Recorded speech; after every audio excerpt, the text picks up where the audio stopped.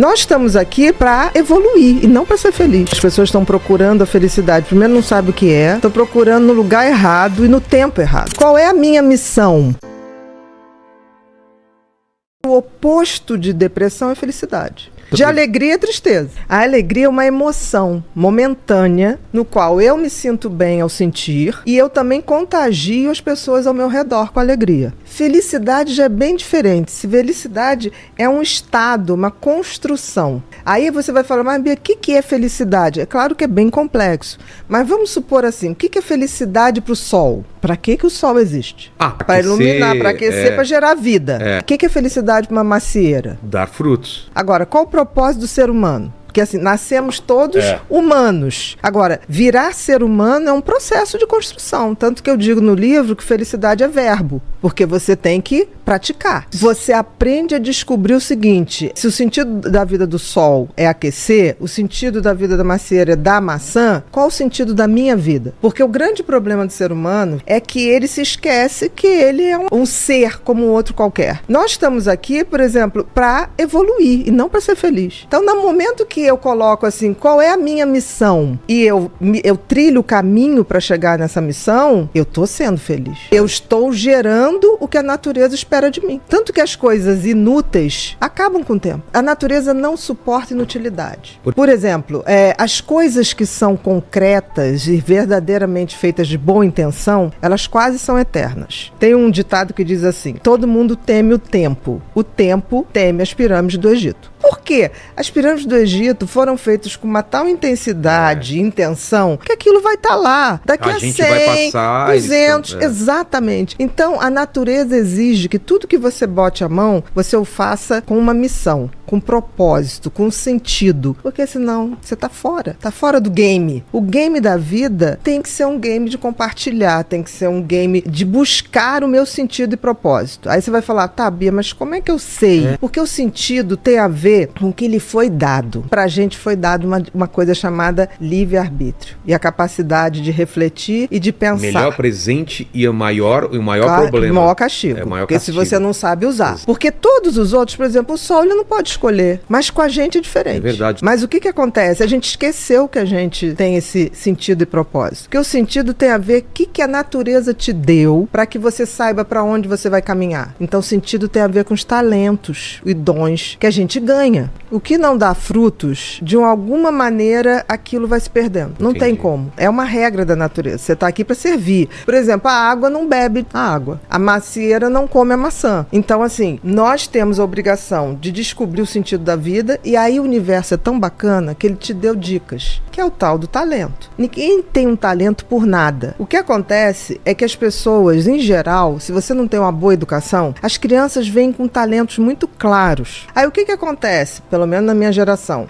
Não, isso aqui não faz desenho não, que não agora você tem, não vai dar dinheiro. Não, isso você não faz. Hoje as coisas estão mudando, porque tudo é capaz de gerar dinheiro. Então, no sentido, se você tem uma educação legal e detecta no teu filho desde muito cedo qual é o sentido da vida dele, que é exercer aquele talento, exercer aquele dom, aprimorar, receber outros e tocar à frente. Agora, e o propósito? O propósito é quando eu pego isso para transformar a minha vida numa pessoa melhor e também depois eu compartilho. Então, quando eu pego o sentido e compartilho, aí eu atinjo a glória da vida. É a tal felicidade. Não podemos esquecer que nós somos seres sociais. Então, nós nascemos para atingir o outro, para nos conectar com o outro. Nossa. Isso está no nosso DNA. Por isso que a gente tem empatia. Então, assim, e a gente vive hoje, você falou das pessoas postarem tudo. Eu queria crer que as pessoas postavam, tipo assim, não deixa de ir nesse lugar. Isso é uma coisa.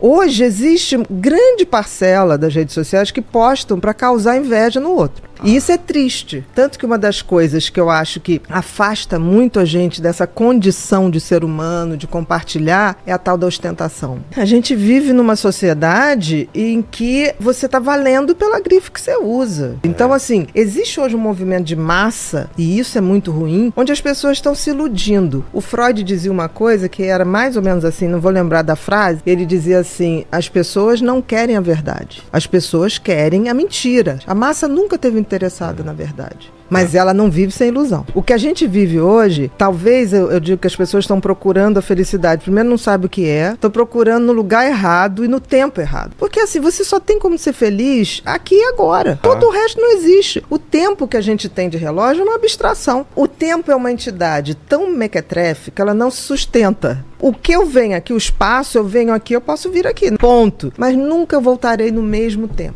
Então, é uma entidade fluida. Como é que você define uma coisa? Você precisa para poder viver nesse mundo, se organizar. Mas isso aqui é uma abstração. As pessoas, elas não vivem mais o agora. A cabeça sempre ou tá no futuro ou no passado. Mas eu tô aqui contigo nesse agora. Se eu tivesse com meu filho, aquilo seria... E a pessoa tá com o filho, com o celular, pensando na outra coisa. Aí depois você tá fazendo outra coisa, fala, putz, eu queria ficar mais com meu filho. Mas você tava com seu filho. Ai, então, mas você já sacou que o tempo da felicidade é o agora. É o agora. Aconteça o que acontecer, nesse exato momento, essa é a melhor coisa da minha vida que tá acontecendo. Se eu não curtir esse momento agora, acabou. Eu vou me arrepender mais pra frente de não ter curtido ele. Aí são aquelas pessoas que passam anos e ficam assim, quem roubou o tempo de mim?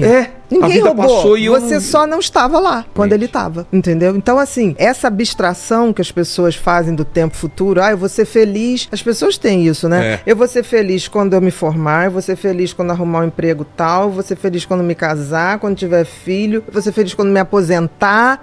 Tá, mas por que jogar a felicidade lá pra frente, né? Porque as pessoas acham que é isso. Porque as pessoas têm parâmetros errados de felicidade. Eu vejo gente falar assim, quando eu me aposentar, não vou fazer nada. Cara, a natureza te elimina se você ficar fazendo nada. Você vai ter Alzheimer, entendeu? E vai ser eliminada do jogo. Porque a natureza, ela pune quem... A inutilidade. Então esse sonho de ficar, eu vou ficar deitada, não fazendo nada. Eu quero me aposentar um dia, mas para fazer outras coisas. Exato. Fazer outros erros. Eu não me permito errar as mesmas coisas. Então eu acho que as pessoas, por exemplo, por que uma pesquisa que foi feita nos países, no Fórum Mundial, botou o seguinte, a idade mais fácil das pessoas serem felizes é na infância, quando a gente não tem nenhuma expectativa sobre a vida. Tudo te surpreende. Até porque a criança não tem noção de tempo. Quando você fala pra criança assim, papai vai te levar na Disney. Ele começa assim, pai, a Disney é amanhã. Pai, quando é que é dezembro? E quanto mais ansioso, mais obsessivo a criança fica. Então, ele vive o momento imediato. Putz, que legal então, isso. Então, assim, né, a criança não tem essa coisa que quer aqui agora. Ele gostou, vamos repetir. Não. Dá muito para aprender, porque eles não têm expectativas sobre expectativas que a gente tem sobre eles. As crianças que não têm expectativa do que a gente pensa sobre eles, é fantástico. E outra idade melhor para ser feliz é a partir dos 60 anos. Por quê? Porque aí você já tá naquela seletividade, de, tipo assim, caguei porque os outros pensam de mim. Isso é genial, porque assim, a predisposição dela pra felicidade é muito maior do que quando ela tinha 30, 40, entendeu? Então, esses dois blocos de idade fazem a gente... Então, assim, a gente tem que aprender com quem tem mais de 60 e com quem tem menos de 10. E eu acho que a pior idade, assim, claro, no geral, é os 30 aos 35. Aquela a parte que você tá trabalhando mais, que tem mais cobrança e você compara com os amigos, né? Olha, isso sim, geral, mas eu te digo uma coisa, essa garotada que tá ganhando dinheiro, a geração digital, que tá ganhando muito dinheiro, muito cedo, eles anteciparam tudo, então eles estão com angústias e reflexões sobre a vida que eles não têm idade, nem vivência pra estar experimentando. Um cara com 18 a 21 anos,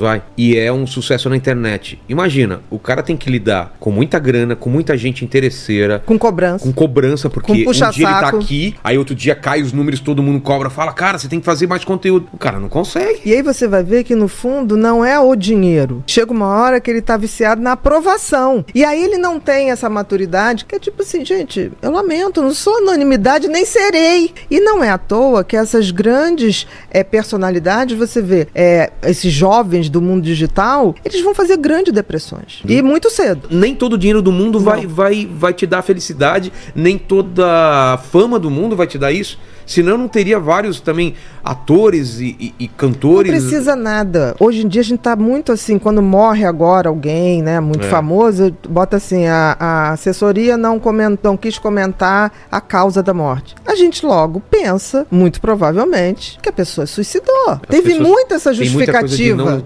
E talvez a única culpa seja onde essa pessoa capotou em se perder do seu sentido e propósito. E é tão interessante que quanto mais a gente tem autoconhecimento, quanto mais a gente tem conhecimento da espécie humana, da história da humanidade, que é tão cíclica, né? Eu vejo gente sofrendo por momentos históricos, eu falo, isso vai passar. Porque já passou. A gente já viveu a Idade Média. A gente já viveu guerra. Isso tudo se repete. É uma onda de repetição. Então, eu acho que a idade, quando você junta autoconhecimento com conhecimento, você tem uma bagagem que você olha e fala assim, isso já aconteceu, né? E só está mudando o tempo.